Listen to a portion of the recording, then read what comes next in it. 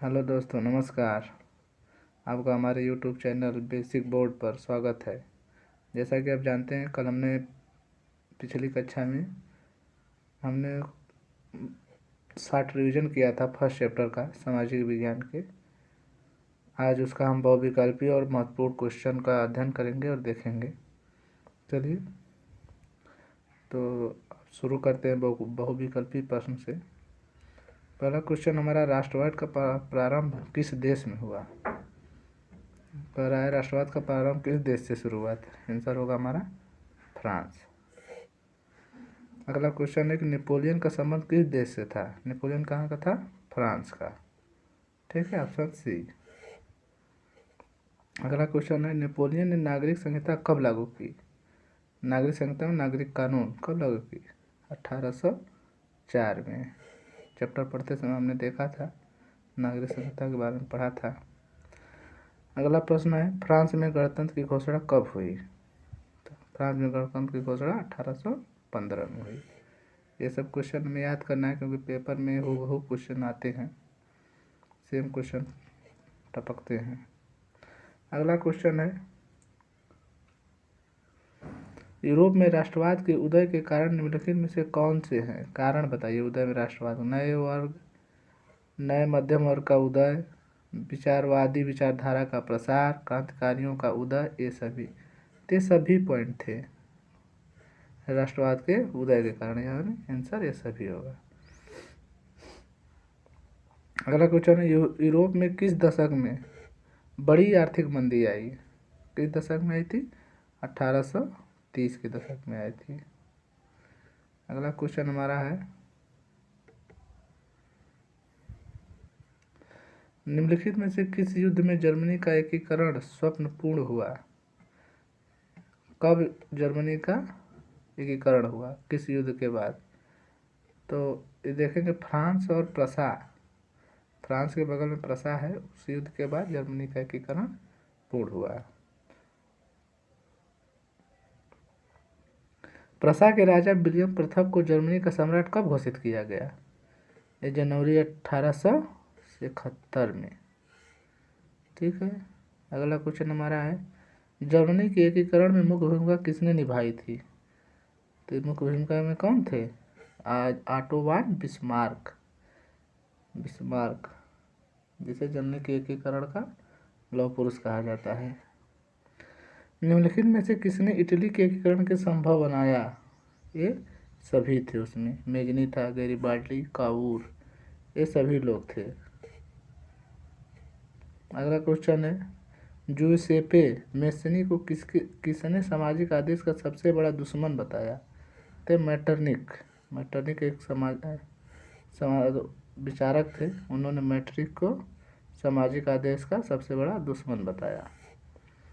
Garibaldi का संबंध किससे है? सीधा क्वेश्चन आया आपका, ये इटली के एकीकरण से है। ठीक है, इसका संबंध इटली के एकीकरण से है। अगला क्वेश्चन है, गैरिबाल्डी ने किस देश की राष्ट्रीय एकता के लिए संघर्ष किया? फिर वही क्वेश्चन घूम के आया है आपका, ये भी इटली होगा इसमें ऑप्शन। अगला, इंग्लैंड में राजा को कब समाप्त कर दिया गया? 1688। ठीक है, 1688 में वहाँ राजतंत्र खत्म कर दिया गया था। ये थे हमारे ऑब्जेक्टिव क्वेश्चन। अब आते हैं अति लघुत्तरी, जो कि एक लाइन में उत्तर देना होता है, एक शब्द में कहें तो। चलिए इसको हम देखते हैं। पहला क्वेश्चन है, अति लघुत्तरी का नेपोलियन संहिता क्या है या इसका आशय क्या है? तो उत्तर में हम देखते हैं, उत्तर क्या है कि नेपोलियन ने फ्रांस में लोकतंत्र को नष्ट कर दिया। इसने प्रशासनिक क्षेत्र में क्रांतिकारी सिद्धांतों का समावेश किया, जिससे पूरी व्यवस्था कुशल बन सके। नेपोलियन ने 1804 ईस्वी में नागरिक संहिता, जिसे समांतर नेपोलियन की संहिता के नाम से जाना जाता है, ने जन्म के आधारित विशेषाधिकार को समाप्त कर दिया। ठीक है। अगला है क्वेश्चन, फ्रांस की क्रांति के दो परिणाम बताइए। फ्रांस की क्रांति के दो परिणाम क्या क्या थे? फ्रांसीसी क्रांति ने पुराने राजशाही आदेश पर सवाल उठाया और एक लोकप्रिय राष्ट्रवाद का विकास को प्रोत्साहित किया। फ्रांसीसी क्रांति ने पृथ्वी, भूमि, नागरिक और फ्रांसीसी लोगों के बीच एक नया फ्रांसीसी ध्वज जैसा विचार दिया। इसने सभी नागरिकों के लिए एक समान कानून के साथ केंद्रीय प्रशासनिक प्रणाली की शुरुआत की। ये हम याद रखेंगे इसे। यूरोप में राष्ट्रवाद का उदय के क्या कारण थे? अगला क्वेश्चन हमारा है कि यूरोप में राष्ट्रवाद के उदय के क्या कारण थे? यूरोप में राष्ट्रवाद के उदय के कारण मध्यम वर्गों का उदय तथा उदारवादी विचारधारा का प्रसार था। ठीक है। अगला क्वेश्चन है उदारवादी राष्ट्रवाद से आप क्या समझते हैं? तो 19वीं शताब्दी के प्रारंभ में राष्ट्रीय एकता के विचार उदारवादी विचारधारा से अधिक जुड़े थे। उदारवाद व्यक्तियों के लिए स्वतंत्रता और कानून के समक्ष समानता प्रदान करना है। अगला क्वेश्चन हमारा है जोलवेराइन क्या है? जोलवेराइन क्या है? जोलवेराइन एक शुल्क संघ है जिसका गठन प्रसा के पहल पर 1834 ईस्वी में किया गया था, जिसमें शुल्क अवरोध को समाप्त कर दिया गया था। ठीक है। अगला क्वेश्चन हमारा है यूरोप में राष्ट्र के उदय के क्या कारण थे? वही क्वेश्चन है फिर।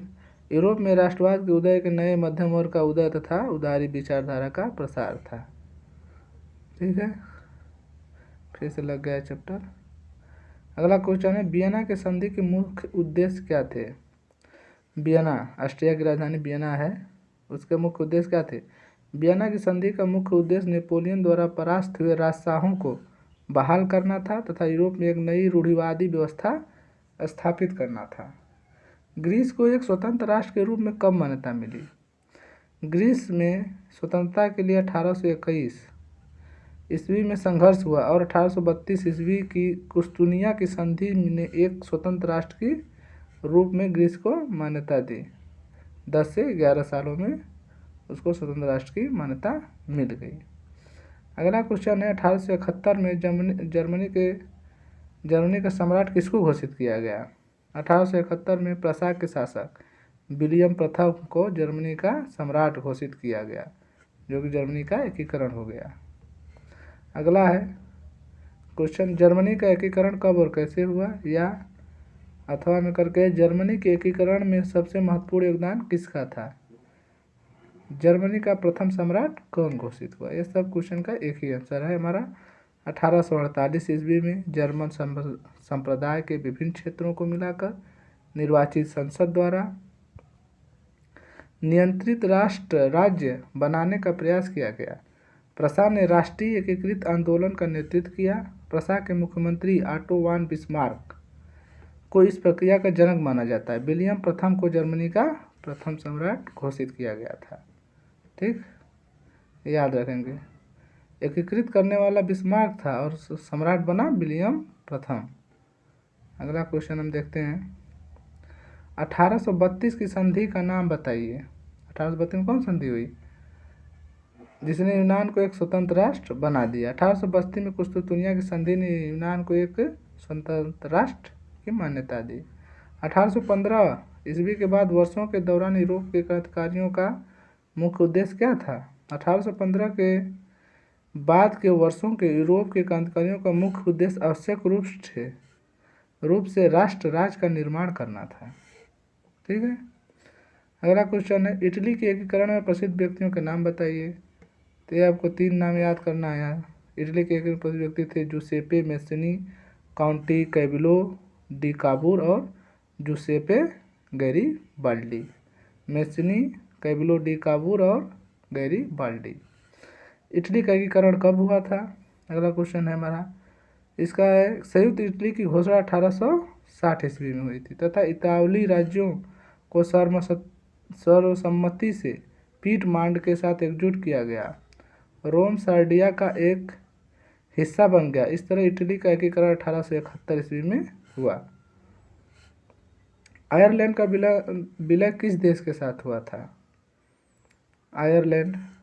आयरलैंड कैथोलिक और प्रोटेस्टेंट में विभाजित था। अंग्रेजों ने कैथोलिक देशों का प्रभुत्व स्थापित करने के लिए प्रोटेस्टेंट का समर्थन किया तथा कैथोलिक के विद्रोह को दबाकर आयरलैंड को 1801 ईस्वी में यूनाइटेड किंगडम में विलय कर लिया। ठीक है। इसके बाद हमारा लघु उत्तरी प्रश्न आता है जो कि 3 अंकों का एक प्रश्न होता है। वो 1-2 प्रश्न हम देखेंगे जो मेन है।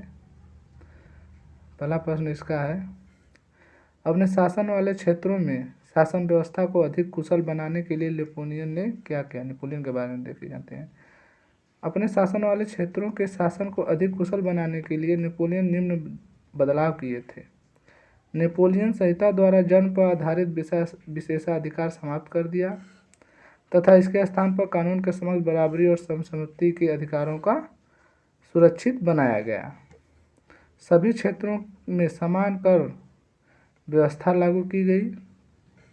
कलाकारों, विद्वानों और देशभक्तों को सम्मानित किया गया। इस संहिता को फ्रांसीसी नियंत्रण के अधीन क्षेत्रों में भी लागू किया गया। अगला क्वेश्चन हमारा है, फ्रांसीसी लोगों के बीच सामूहिक पहचान का भाव पैदा करने के लिए फ्रांसीसी क्रांतिकारियों ने क्या कदम उठाए। ये हम बुक में पढ़े थे। फ्रांसीसी क्रांतिकारियों ने आरंभ में ऐसे कदम उठाए जिसने फ्रांसीसी लोगों का एक सामूहिक पहचान की भावना उत्पन्न हो सके। इसके लिए निम्नलिखित कदम उठाए गए। पहला था, पितृभूमि नागरिक जैसे विचारधारा ने संयुक्त समुदाय को बल दिया। इसे एक संविधान के अंतर्गत समान अधिकार प्रदान किए गए थे। दूसरा है, नया तिरंगा चुना गया झंडा तथा इसे पूर्व राष्ट्र ध्वज के स्थान दिया गया। स्टेट जनरल का चुनाव सक्रिय नागरिकों के समूह द्वारा किया जाने लगा। इसका नाम परिवर्तित कर नेशनल असेंबली कर दिया गया। शहीदों का गुणगान किया गया। नई स्तुतियाँ रची गई तथा शपथ ली गई कि ये सभी राष्ट्र के नाम पर की गई। अगला है, तीसरा नंबर हमारा था, केंद्रीय प्रशासनिक व्यवस्था स्थापित की गई राज्य व्यवस्था के लिए, जिसके तहत अपने भूभाग पर रहने वाले सभी नागरिकों के लिए समान कानून बनाए गए। आयात निर्यात शुल्क समाप्त कर दिया गया और भार नापने की एक समान व्यवस्था की स्थापना की गई। पेरिस में फ्रेंच जैसी भाषा बोली या लिखी जाती थी, वही राष्ट्र की संयुक्त भाषा बन गई और क्षेत्रीय बोलियों को हतोत्साहित किया गया, मतलब कम कर दिया गया। फ्रेंच भाषा को ही बढ़ावा दिया गया। अगला क्वेश्चन हमारा है, फ्रांसीसी क्रांति की उन घटनाओं का उल्लेख कीजिए जिन्होंने यूरोप के अनेक अन्य भागों से संबंध रखने लोगों को प्रभावित किया। ये कौन से फ्रांसीसी क्रांति के कारण थे जो बाहर के लोगों को प्रभावित किया था। इसमें हम देखेंगे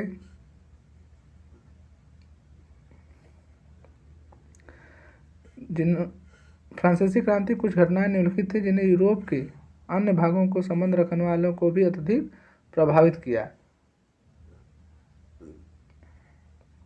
पहला था, निरंकुश शासन से मुक्ति। फ्रांसीसी क्रांतिकारियों ने क्रांति के समय यह घोषणा की कि फ्रांसीसी राष्ट्र का यह भाग्य और लक्ष्य था कि वह यूरोप के लोगों को निरंकुश शासकों से मुक्त कराए। दूसरा था, जैकोबिन क्लबों की स्थापना करना। जब फ्रांस की घटनाओं की खबर यूरोप के विभिन्न शहरों में पहुंची तो छात्र तथा शिक्षित वर्ग के अन्य सदस्य जैकोबिन क्लबों की स्थापना करने लगे। शिक्षित लोगों का समूह। नेपोलियन का उदय और उसका प्रभाव। तीसरा पॉइंट हमारा था, नेपोलियन का उदय और उसका प्रभाव। फ्रांसीसी क्रांति द्वारा निर्मित की गई परिस्थितियों ने नेपोलियन के लिए मार्ग खोल दिया, जिसके कारण उसने यूरोप की अर्थव्यवस्था को सुधारने के लिए अनेक कदम उठाए। हमारा अगला क्वेश्चन है, अनेक यूरोपीय देशों में पढ़े लिखे मध्यम वर्ग के नेतृत्व में क्रांति 1848 ईस्वी में आरंभ हो गई थी। उपयुक्त उदाहरण देकर स्पष्ट कीजिए। 1848 ईस्वी में अनेक यूरोपीय देशों में पढ़े लिखे मध्यम वर्ग के नेतृत्व में क्रांति आरंभ हो गई। इसके उदाहरण है ब्रुसेल्स में विद्रोह। पहला हुआ ब्रुसेल्स में विद्रोह। फ्रांस में हुए विद्रोह ने ब्रुसेल्स में भी विद्रोह भड़काया, जिसके परिणाम स्वरूप यूनाइटेड किंगडम ऑफ नीदरलैंड से बेल्जियम अलग हो गया। अगला है फ्रांस में विद्रोह। फ्रांस में विद्रोह हुआ। फ्रांस में पहला विद्रोह जुलाई 1830 में हुआ था।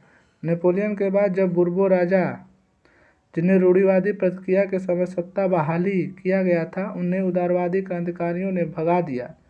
इसके स्थान पर एक संवैधानिक राजतंत्र स्थापित किया गया जिसके अध्यक्ष लुई फिलिप थे। अगला है यूनानी क्रांतिकारी, यूनानी स्वतंत्रता। यूनानी स्वतंत्रता हमारा 15वीं शताब्दी से ही ऑटोमन साम्राज्य का एक भाग था। यूरोप में हो रहे क्रांतिकारी राष्ट्रवाद की प्रगति ने यूनानियों को भी स्वतंत्रता के लिए संघर्ष करने पर विवश कर दिया। इस संघर्ष में निर्वासन में रह रहे यूनानियों के साथ पश्चिमी यूरोप के अनेक लोगों का भी समर्थन मिला जो प्राचीन यूनानी संस्कृति के प्रति सहानुभूति रखते थे। अंततः 1832 ईस्वी में कुस्तुंतनिया की संधि में यूनान की स्वतंत्र राष्ट्र की मान्यता दी गई। 1832 में यूनान स्वतंत्र राष्ट्र हो गया। आइए अगला क्वेश्चन हमारा है मेसनी। प्रश्न है मेसनी ने किस प्रकार महसूस किया कि स्वतंत्रता संघर्ष में राष्ट्र राज्यों का निर्माण एक आवश्यक कदम है। व्याख्या कीजिए। उत्तर हमारा ऐसे रहेगा, जोसेपे मेसनी इटली का एक प्रमुख क्रांतिकारी था, ये याद रखेंगे। मेसनी कार्बोनारी के गुप्त संगठन का सदस्य था। 24 साल की अवस्था में लिगुरिया में क्रांति करने के लिए उसे बहिष्कृत कर दिया गया। तत्पश्चात उसने 2 और भूमिगत संगठनों की स्थापना की। पहला था मर्सेई। पहला मर्सेई में यंग इटली, दूसरा बर्न में यंग यूरोप, जिसके सदस्य पोलैंड, फ्रांस, इटली और जर्मन राज्यों के समान विचार रखने वाले युवा थे। मेसनी का विश्वास था कि ईश्वर की इच्छा के अनुसार राष्ट्र ही मनुष्यों की प्रकृति इकाई है। उसके इस मॉडल की देखा देखी जर्मनी, फ्रांस, स्विट्जरलैंड और पोलैंड में गुप्त संगठन कायम किए गए। मेसनी द्वारा राजतंत्र का घोर विरोध कर दिया गया और प्रजातांत्रिक गणतंत्रों के अपने स्वप्न से मेसनी ने रूढ़िवादियों को हरा दिया। मैटरनिक ने उसे हमारी संस्कृति व्यवस्था का सबसे खतरनाक दुश्मन बताया। मैटरनिक तो पुराने विचारधारा का था, मतलब राजतंत्र का समर्थक था।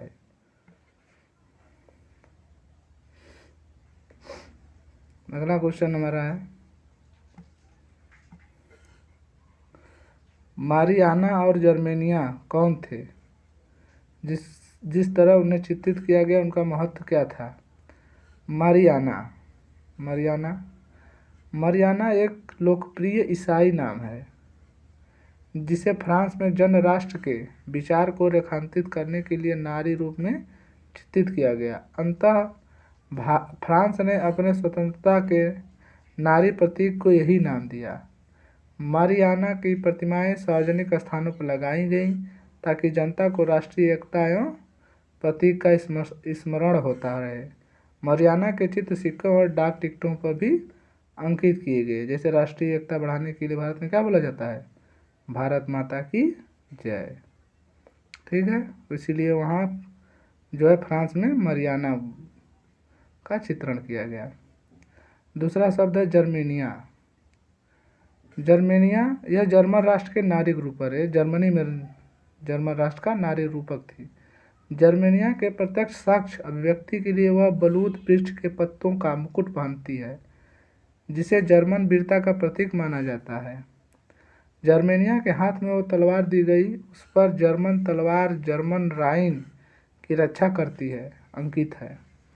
जर्मेनिया का चित्र स्वतंत्रता, न्याय और गणतंत्र जैसे विचारों को प्रतीकात्मक रूप से व्यक्त करता है।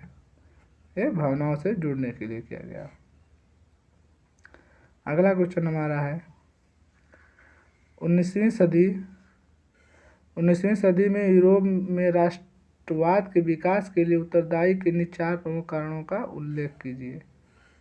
कौन कौन कारण थे मुख्य 4 जो राष्ट्रवाद को उदय किए? पहला था फ्रांसीसी क्रांति का प्रभाव जो कि 1789 ईस्वी में हुआ, जिसे विश्व भर में जनतंत्र का प्रसार किया। दूसरा था औद्योगिकीकरण एवं मध्यम वर्गों का प्रभाव। यह प्रक्रिया यूरोप के देशों में नए सामाजिक समूह को अस्तित्व में लाई। उदाहरण के लिए औद्योगिक, श्रमिक, व्यवसायिक, सेवा क्षेत्र के लोग, जो मध्यम वर्ग के लोग हैं, ये इनका ही योगदान ज़्यादा रहा।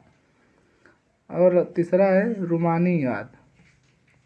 रूमानीवाद का प्रभाव 18वीं सदी में यूरोप के रूमानी संस्कृति का प्रादुर्भाव था, जो समाज में एक कलात्मक, साहित्यिक व बुद्धिवादी तथा राष्ट्रवादी भावनाओं के एक मुख्य रूप का विकास करना चाहते थे।